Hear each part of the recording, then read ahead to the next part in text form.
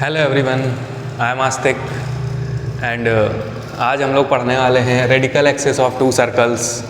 तो radical axis of two circles पढ़ने से पहले हम लोगों को इसका डेफिनेशन समझ लेना चाहिए, है ना। रेडिकल एक्सिस का डेफिनेशन जो है वो मैं यहाँ पे मेंशन करता चलता हूँ और बोलता जाता हूँ। Radical axis of two circles is the locus of a point which moves such that the length of the tangent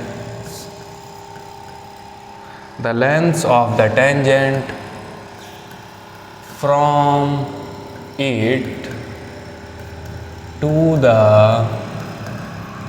two circles is equal. Okay, means radical axis of two circles is the locus.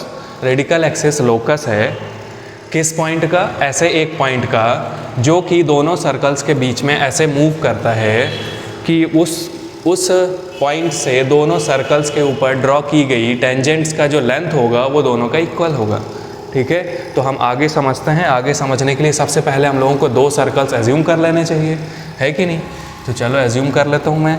तो मैं पहला circle assume करता हूँ x square plus y square plus 2g1x plus 2f1y plus c equal to 0। Okay, तो इसका centre क्या हो जाएगा इस सर्कल का? इस सर्कल का सेंटर हो जाएगा माइनस का g1 कॉमा माइनस का f1। ठीक है, इसको मैं c1 बोल देता हूँ। ऐसे ही मैं दूसरा सर्कल एज्यूम करता हूँ जिसका इक्वेशन है x square plus y square plus g2x plus 2f2y plus c equal to 0 और इसका सेंटर का नाम मैं रखता हूँ c2 जो हो जाएगा माइनस का g(2) माइनस का f2। ओके, चलो अब आगे चलते हैं। तो इसके बारे में यानी कि मैं रेडिकल एक्सिस का इक्वेशन निकालने की कोशिश करता हूँ, यानी कि दरअसल लोकस निकालते हैं, है ना। पॉइंट का लोकस निकालेंगे तो ऑटोमेटिकली अपने पास क्या आ जाएगा? अपने पास आ जाएगा रेडिकल एक्सिस का इक्वेशन। चूँकि डायग्राम बड़ा टिपिकल सा है तो इसलिए मैं उसको पहले से बना के रखा है ना। तो चलो मैं मेंशन करता चलता हूँ। तो C1 हमारा क्या था? C1 था हमारे पास माइनस का g1 कॉमा माइनस का f1 माइनस का g1 कॉमा माइनस का f1 और सेकंड सेंटर क्या था? माइनस का g2 comma minus of f2। Okay, और डेफिनीशन में हम ऑलरेडी पढ़ के आए हैं। क्या पढ़ के आए हैं? कि जो हमारा PA यानी कि किसी एक वेरिएबल पॉइंट से जो लेंथ ऑफ टेंजेंट होगा वो कैसा होगा? इक्वल होगा। तो क्या हम डेफिनीशन से बोल सकते हैं कि हमारा PA is equal to PB होगा? ऐसा हम बोल सकते हैं, बिल्कुल बोल सकते हैं। PA is equal to PB होने वाला है। अब PA है क्या? दरअसल PA है हमारे पास लेंथ ऑफ टेंजेंट, है ना। तो लेंथ ऑफ टेंजेंट क्या हम निकालना सीख चुके हैं पहले?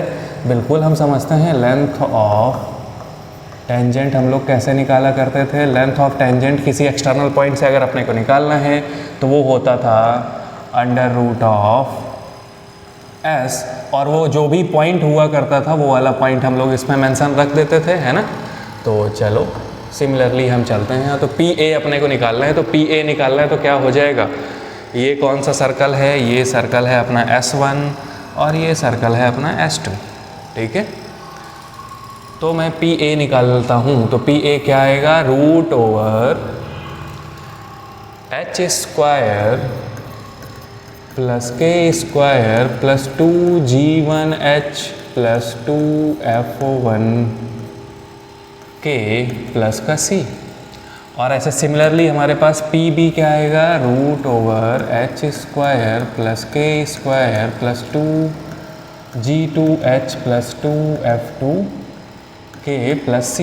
Okay, squaring both sides, H square plus K square plus 2g1h plus 2f1 K plus का c is equal to H square plus K square plus 2g2h plus 2f2 K plus का c।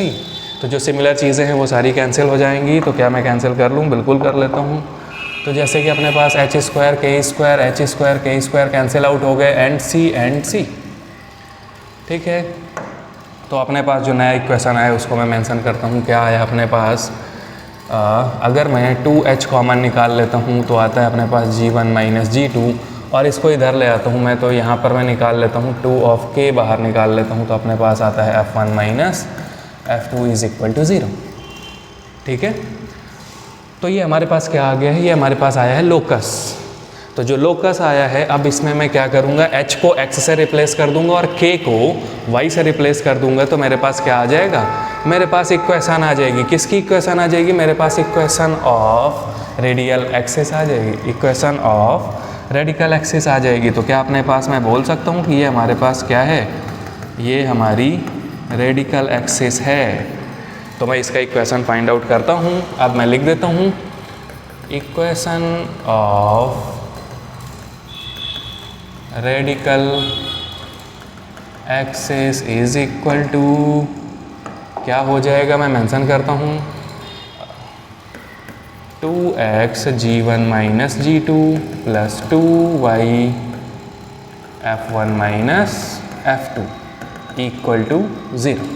Okay, इसी चीज़ को मैं इसमें से 2 common निकाल देता हूँ। ठीक है, कोई इशू नहीं है उसमें। मैं 2 कॉमन अगर निकालता हूँ तो मेरे पास आएगा g1 minus g2 x plus f1 minus f2 y equal to 0। Okay, ठीक है, तो मैं अब क्या करता हूँ, इसको ऐसे डिब्बे में बंद कर लेता हूँ। तो ये हमारे पास क्या आया है? Equation of radical axis. क्या आ गया हमारे पास? Equation of radical axis. अब यहाँ से हम कुछ ऑब्जर्वेशंस देखते हैं जो कि आ चुके हैं हमारे पास। इसमें से कुछ ऑब्जर्वेशंस जो हमारे लिए यूज़फुल हो सकते हैं, जैसे कि, तो मैं अगर ऑब्जर्वेशंस की तरफ चलूँ तो मैं चलता हूँ कि ऑब्जर्वेशंस में सबसे पहला ऑब्जर्वेशन ये है कि हमारे पास जो दोनों सर्कल्स थे, क्या मैं उनको एक बार वापस से लिख लेता हूँ? बिल्कुल लिख लेता हूँ। S1 है अपने पास x square plus y square plus 2g1x 2f1y plus का c इक्वल टू 0, और अपने पास S2 क्या था? अपने पास S2 था x square plus y square plus 2g2x 2f2y plus का c इक्वल टू 0। ओके, पहला ऑब्जर्वेशन थोड़ा ध्यान से देखेंगे हम लोग। यहाँ बहुत इंपॉर्टेंट कॉन्सेप्ट्स में आता है। अगर मैं इन दोनों सर्कल्स का डिफरेंस ले लूँ, ठीक है, मैं लिख के देखता हूँ। अगर मैं इन दोनों सर्कल्स का डिफरेंस ले लूँ, मीन्स अपने को आइदर S1 माइनस S2 कर देना है, इक्वल टू 0 करना है। तो लेट्स सी क्या आता है। एक्स स्क्वायर से x square cancel, Y square से वाई स्क्वायर कैंसिल, और देखते हैं क्या आएगा। 2x कॉमन आ जाएगा, g1 माइनस में g2 आ जाएगा, और यहाँ से 2y कॉमन आ जाएगा, 2y कॉमन आ जाएगा, और अंदर आएगा f1 minus f2 is equal to 0। Check करो क्या यही आने वाला है? बिल्कुल आने वाला है। तो ज़रा ध्यान से देखो। अभी प्रीवियसली हम लोग पढ़ के आए थे। क्या पढ़ के आए थे? कि ये हमारे पास एक इक्वेशन आया था, इसका नाम क्या था? ये रेडिकल एक्सिस का इक्वेशन था कि नहीं था? बिल्कुल था। तो मैं जस्ट आगे चलता हूँ, अभी देखता हूँ। ये ज़रा देखो ध्यान से, क्या आया है हमारे पास? क्या ये रेडियल एक्सिस का इक्वेशन आया है रेडिकल एक्सिस का इक्वेशन की नहीं? बिल्कुल आया है। तो इसको मैं क्या बोल सकता हूँ? अगर मेरे को कहीं भी अगर हमको 2 सर्कल्स दिए होंगे, है ना, कहीं भी अगर हमको 2 सर्कल्स दिए होंगे और हमको रेडिकल एक्सिस निकालनी होगी, तो मैं क्या करूँगा? मैं उन दोनों सर्कल्स का डिफरेंस ले लूँगा, और जैसे ही डिफरेंस लूँगा, इस बात को ध्यान रखते हुए डिफरेंस लूँगा कि दोनों के एक्स स्क्वायर और वाई स्क्वायर के जो कोफिशिएंट्स हैं वो दोनों सेम होने चाहिए, है ना। जब भी मैं डिफरेंस लूँगा तो मैं क्या ध्यान में रखूँगा? मैं ध्यान में रखूँगा कि एक्स स्क्वायर का कोफिशिएंट और वाई स्क्वायर का कोफिशिएंट सेम होना चाहिए, अदरवाइज़ हमारे पास फिर मिस्टेक हो जाएगी, क्योंकि फिर हमारे पास सेकंड डिग्री की इक्वेशन आने लग जाएगी, है ना। और चूंकि हमारा रेडिकल एक्सिस जो होता है वो कैसा होता है, रेडिकल एक्सिस जो होता है वो हमारे पास लीनियर इक्वेशन होता है ना। तो क्या है हमारा पहला ऑब्जर्वेशन कि अगर हमारे पास दो सर्कल्स दिए हों और उन दोनों का मैं डिफरेंस ले लेता हूँ तो मेरे पास क्या बनता है, रेडिकल एक्सिस का इक्वेशन आता है। और हमको ध्यान में रखना है, क्या ध्यान में रखना है, ध्यान में रखते हुए कि हमारे पास एक्स स्क्वायर और वाई स्क्वायर के जो कोफिशिएंट्स हैं वो दोनों सेम होने चाहिए दोनों सर्कल्स के लिए, ठीक है। चलो फिर अपने क्या करते हैं, अब नेक्स्ट ऑब्जर्वेशन में चलते हैं। नेक्स्ट ऑब्जर्वेशन अपना क्या है, ज़रा ध्यान से देखते हैं। नेक्स्ट ऑब्जर्वेशन अपना ये है कि क्या हम लोग रेडिकल एक्सिस का इक्वेशन पता लगा चुके हैं, बिल्कुल पता लगा चुके हैं अभी प्रीवियसली, और ये लिखा हुआ है अपने पास, है ना, ठीक है। अब मैं क्या करता हूँ, मैं थोड़ा सा चेक करता हूँ, मेरे को ऐसा लग रहा है क्या ये परपेंडिकुलर है, तो चेक कर लेते हैं भाई है कि नहीं, ऐसा दिख तो रहा है। तो मैं क्या करूँगा, C1 C2 ये हमारे पास एक लाइन सेगमेंट बन रहा है, दोनों सर्कल्स के सेंटर को जोड़ते हुए बन रहा है। चलो मैं करता हूँ, तो मैं नेक्स्ट चलते हुए बोलता हूँ कि मैं सबसे पहले क्या करूँगा, मैं स्लोप निकालता हूँ, किसका, स्लोप ऑफ रेडिकल एक्सिस, ठीक है। Slope of radical axis is equal to, इसी में से आने वाला है कि नहीं, तो मैं यहीं से लिख देता हूँ सीधे सीधे, x का कोफिशिएंट वो भी माइनस के साथ में, तो g1 माइनस g2 अपॉन में अपने लिख देते हैं f1 माइनस f2, ओके। अब मैं क्या करने वाला हूँ, ज़रा ध्यान देना, अब मैं करने वाला हूँ slope of line, slope of line segment, slope of line segment joining the centers of both circles, ठीक है। मैं उसका निकालने वाला हूँ, तो ज़रा देखो मैं कैसे निकालता हूँ। अपने को पता है ऑलरेडी, अपने को पता है, क्या पता है अपने को कि इस जगह पे लिखा था, क्या लिखा था, माइनस का g1 कॉमा माइनस का f1, और इस जगह पे लिखा था माइनस का g2 कॉमा माइनस का f2। दोनों का डिफरेंस निकाल लो, y2 minus y1 upon x2 minus x1। चलो निकालता हूँ, तो मैं लिखता हूँ f2 माइनस का f2 प्लस का f1 अपॉन में माइनस का g2 प्लस का g1। ज़रा थोड़ा सा इसको सही से लिख लेता हूँ, क्योंकि यहाँ ऐसे लिखा हुआ है ना f1 f2, उसी टाइप से मैं इसको भी मेंशन कर लेता हूँ। तो अपने पास आएगा f1 माइनस f2 और यहाँ क्या आ जाएगा g1 माइनस g2।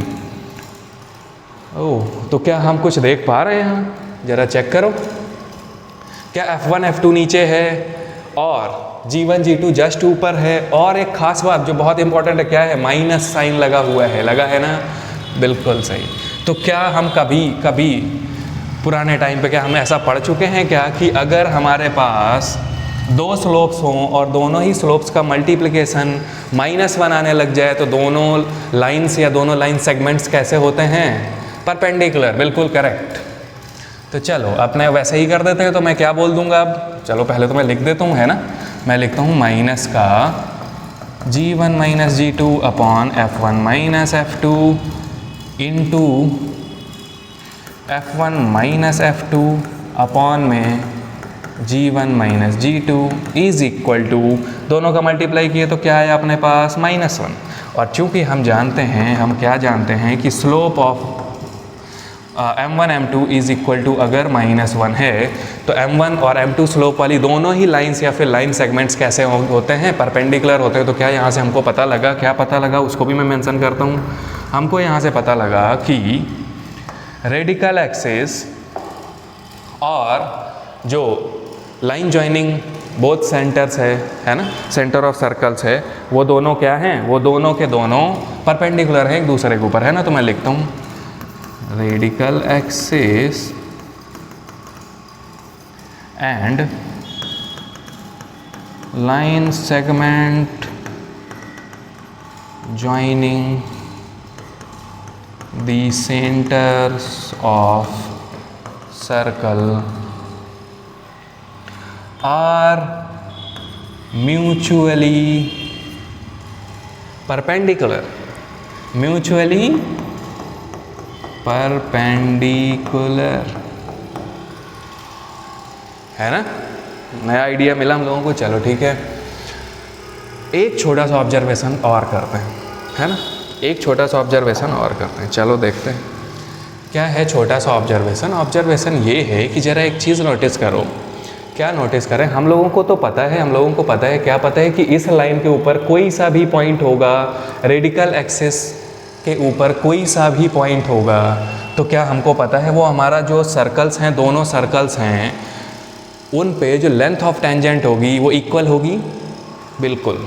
तो ज़रा ध्यान दो, क्या मैं बोल सकता हूँ कि ये जो टेंजेंट है ना, देखो ना कॉमन टेंजेंट है दोनों में, R T and R dash and T dash, क्या दोनों ही कॉमन टेंजेंट्स है दोनों सर्कल्स की? बिल्कुल बिल्कुल।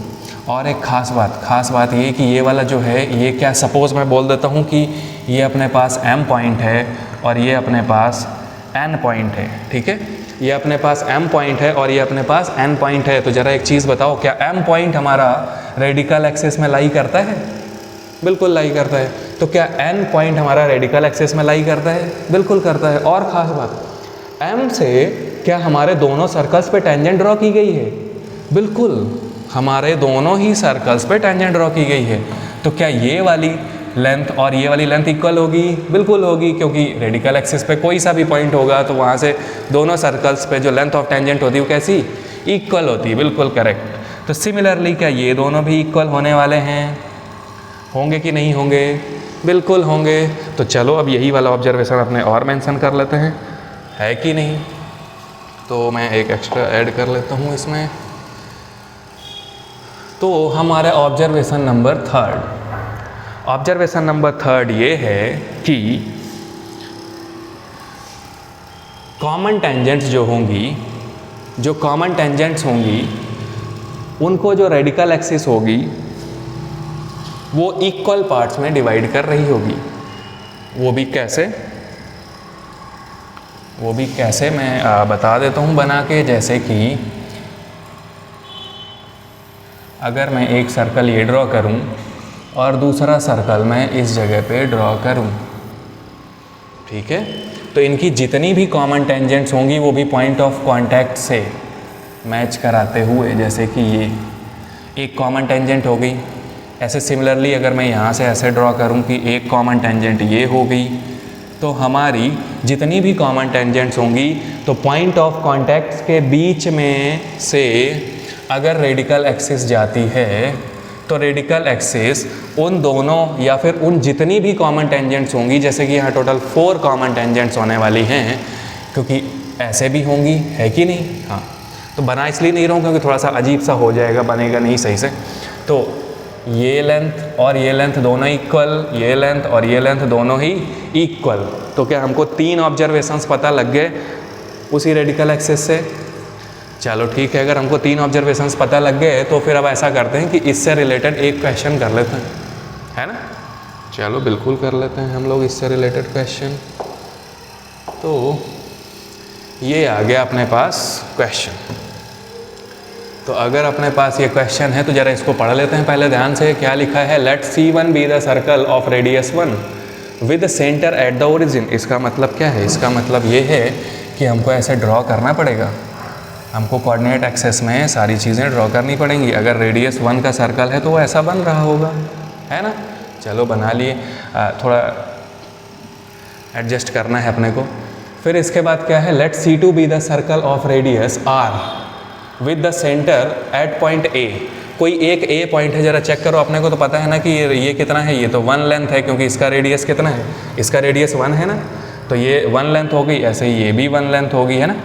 तो अपने को बोला गया है कि जो दूसरा वाला है उसका जो सेंटर है वो 4,1 है, तो यहाँ कहीं होगा 4,1। बना लेता हूँ मैं 4,1, है ना? 4,1 में बना लिया। इसके बाद वो बोलता है कि जो रेडियस है वो 1 से लेके 3 के बीच में कुछ भी हो सकती है। ठीक है, कोई इशू नहीं है, मैं उसको ऐसे जनरलाइज्ड वे पे बना लेता हूँ, ड्रॉ कर लेता हूँ थोड़ा सा। तो मैं ऐसे बना लिया, ठीक है। अब इसका रेडियस कुछ भी हो सकता है, 1 2 3 1 2, हाँ बिल्कुल 1 से लेके 3 के बीच में कुछ भी हो सकता है, ठीक। अब आगे चलते हैं, फिर आपने क्या बोलता है? 2 distinct common tangents PQ and ST of C1 and C2 are drawn. बिल्कुल सही है, मतलब 2 कॉमन टेंजेंट्स हैं PQ and ST, C1 C2 के आर ड्रॉन, बिल्कुल सही। The tangent PQ touches C1 at P, तो अपने पास C1 ये है क्या? बिल्कुल सही। C2 अपने पास ये है, तो C1 को पी क्यू टेंजेंट जो है वो P पे टच करती है और C2 को Q पे टच करती है। चलो बना लेते हैं भाई। तो मैं बनाता हूँ, तो थोड़ा सा ऐसे करते हुए बन जाएगा, ठीक है। बोला अपने को कि C1 को P पर टच करता है और C2 को Q पर टच करता है, मैं टच करवा दिया। फिर अपने को बोलता है the tangent ST S C1 पर है और T कहाँ है, C2 पर है, ठीक है। फिर से बनाता हूँ मैं, S C1 पर है और T, तो मैं बोलता हूँ कि इस जगह पे है अपना S और इस जगह पे है अपना T, ठीक है। The mid point of the line segments, mid point of the line segments PQ and ST, बिल्कुल सही। मिड पॉइंट इसका ढूंढना है अपने को, तो मैं इसका मिड पॉइंट अगर ढूंढूँ तो कुछ ये दिख रहा है अपने को मिड पॉइंट, और इस वाले का अगर मैं ढूंढने निकलूँ तो ऑलमोस्ट ही ये दिख रहा है अपने को, ठीक है। ठीक है, 2 पॉइंट्स, तो मैं इसको कुछ बोल देता हूँ, इसका मैं नाम रख देता हूँ M, इसका नाम मैं रख देता हूँ N, ठीक है। ठीक, are joined to form a line which meets, बिल्कुल सही। एक अपने को लाइन ज्वाइन करवाता है इन दोनों को, तो मैं इन दोनों की लाइन ज्वाइन करता हूँ। तो मैं दूसरा कलर ले लूँ, ये वाला। तो अगर मैं इन दोनों को लाइन से ज्वाइन करवाता हूँ तो ऐसा बन के आया, और अपने को बोलता है कि ये एक्स एक्सिस को कट करता है, एक्स एक्सिस को कट करता है एट पॉइंट बी। अच्छा, ये वाला पॉइंट ए था, याद में रहना है अपने को। इसको ये बी पॉइंट पर कट करता है, तो इसका नाम मैं रख देता हूँ बी। फिर अपने को बोला गया है कि जो ए बी है वो कितनी है, √5। फिर अपने को बोला गया है कि जो लेंथ ऑफ ए बी है ये है अपने पास √5, ठीक है। Then find the R square, यानी कि इससे रिलेशन कुछ निकालना है अपने को। तो चलो ठीक है, देखते हैं अपने क्या कर सकते हैं भाई यहाँ, क्योंकि ये अपने को बोला कि ये दोनों कॉमन टेंजेंट्स हैं, क्या P Q and S T दोनों कॉमन टेंजेंट्स हैं। और अभी थर्ड ऑब्जर्वेशन हम क्या देख के आए, थर्ड ऑब्जर्वेशन हमारा यही था कि जो रेडिकल एक्सिस होती है वो जितनी भी कॉमन टेंजेंट्स होंगी उनको इक्वल पार्ट्स में डिवाइड कर देती है पॉइंट ऑफ कॉन्टैक्ट्स के बीच में, है ना। तो क्या मैं इस एम एन को रेडिकल एक्सिस बोल सकता हूँ? बिल्कुल बोल सकता हूँ। चलो आओ देखते हैं। तो सबसे पहले मैं C1 के बारे में लिखता हूँ। तो क्या C1 को मैं लिख सकता हूँ? बिल्कुल लिख सकता हूँ C1 में। क्यों लिख सकता हूँ? क्योंकि अपने को बोला है कि सेंटर उसका कितना है, ओरिजिन है। तो क्या वो x² + y² is equal to radius कितना 1 है अपने पास, तो क्या 1 ऐसे करके मैं लिख सकता हूँ? बिल्कुल लिख सकता हूँ। तो क्या मैं अब C2 को भी लिख सकता हूँ? बिल्कुल लिख सकता हूँ मैं C2 को, क्योंकि अपने को रेडियस क्या बोला गया है, r बोला गया है, और बाकी अपने को सेंटर ऑलरेडी पता है। तो मैं लिखता हूँ, क्या लिखूँगा मैं, x - 4 का स्क्वायर प्लस y - 1 का square is equal to radius अपने पास कितना, r, सो r²। और एक चीज़ जो बहुत इंपॉर्टेंट थी, जो ऑब्जर्वेशन नंबर फर्स्ट था, क्या वो ऐसा था क्या कि अगर अपने पास 2 सर्कल्स दिए हों तो मैं दोनों का डिफरेंस ले लेता हूँ और ध्यान में क्या रखता हूँ कि x² और y² के जो कोफिशिएंट्स हैं वो कैसे होने चाहिए, सेम होने चाहिए। बिल्कुल करेक्ट। तो चलो मैं ऐसा ही करता हूँ। तो मैं पहले इसको एक्सपेंड करता हूँ, मतलब कि मैं क्या करता हूँ, मैं रेडिकल एक्सिस का अगर इक्वेशन लिखना चाहता हूँ तो मैं ऐसे कर देता हूँ और इसको एक्सपेंड करता हूँ। तो क्या आएगा, x² प्लस का 16 माइनस का 8x, अगेन इसको मैं ओपन कर दूँ अगर, y² प्लस का 1 एंड माइनस का 2y, और इसको मैं माइनस करूँगा तो -x² minus y²। Opposite side चलो ज़रा, r² माइनस 1², ठीक है। बिल्कुल। अभी कुछ जो कैंसिल हो रहा है उसको करते हैं, फिर इसका छोटा सा एक ऑब्जर्वेशन और देखते हैं, तो चीज़ें अपनी बहुत इजी होने वाली हैं। तो मैं अब इस इक्वेशन को थोड़ा अच्छे ढंग से मैं मेंशन करता हूँ, है ना। बिल्कुल मैं मेंशन कर देता हूँ। तो मेरे पास क्या आने वाला है, मैं लिखूँगा माइनस का 8x माइनस का 2y, ठीक है। 16 ये है, एक और आया तो कितना हुआ 17, और उधर वाले को इधर ले आओ तो कितना हो गया 18 हो गया, क्या बिल्कुल सही, प्लस का 18 इज इक्वल टू r², ठीक है। बिल्कुल। अब एक जो ऑब्जर्वेशन है जो यहाँ से मेंशन्ड है ऑलरेडी, क्या मेंशन्ड है कि जो हमारे पास B पॉइंट है वो किस जगह पे है, एम एन लाइन के ऊपर है क्या? एम एन लाइन हमारा क्या है? रेडियल एक्सिस है, रेडिकल एक्सिस है। अपने ऑलरेडी रेडिकल एक्सिस का इक्वेशन पता लगा चुके हैं। तो अगर कोई सा भी पॉइंट इस लाइन पे होगा तो वो उस लाइन को अपनी सेटिस्फाई करेगा, बिल्कुल करेगा। और अगर ये एक्स एक्सिस है, जैसा कि ऑलरेडी इन्फॉर्म्ड है अपने को कि ये क्या है, ये एक्स एक्सिस है और ये वाई एक्सिस है, तो एक्स एक्सिस पे अगर कोई सा भी पॉइंट होगा तो उसका वाई कोऑर्डिनेट कितना, एक्स एक्सिस पे अगर कोई सा भी पॉइंट होगा तो उसका वाई कोऑर्डिनेट कितना होगा, उसका वाई कोऑर्डिनेट कितना होगा, 0 होगा, बिल्कुल सही। तो अगर मैं इस लाइन पे वो वाला पॉइंट लाई करता है, बिल्कुल सही, तो मैं क्या वहाँ से x निकाल सकता हूँ। तो मैं क्या करूँगा, मैं लिखूँगा y इज़ इक्वल टू 0, ठीक है। किसके लिए? फॉर पॉइंट B के लिए y इज़ इक्वल टू 0। तो y is equal to 0 then minus का 8x प्लस का 18 is equal to R square. तो क्या मैं लिख सकता हूँ x is equal to 18 minus R square, है ना? मैं लिख सकता हूँ क्या? और अपॉन में 8 भी तो लिखना पड़ेगा अपने को, तो मैं लिख लेता हूँ 8, उसमें क्या है? ज़रा चेक कर लो क्या मैं सही लिखा? बिल्कुल सही लिखा। ये उधर चला गया और ये इधर आ गया, तो 18 माइनस आर स्क्वायर और अपॉन में 8 आ गया। तो मेरे पास x आ गया क्या? अब मेरे पास x आ गया है तो क्या मेरे पास पॉइंट B आ गया? बिल्कुल आ गया।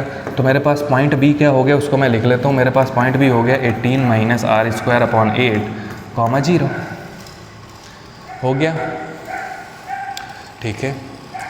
अगर हमारे पास पॉइंट B हमको पता है, और एक छोटी सी बात बताओ, A और B का डिस्टेंस पता है, तो क्या मैं अब नहीं निकाल पाऊँगा आर स्क्वायर? बिल्कुल निकाल लूँगा। तो चलो मैं वैसे ही करता हूँ जैसा बोला गया है क्वेश्चन में।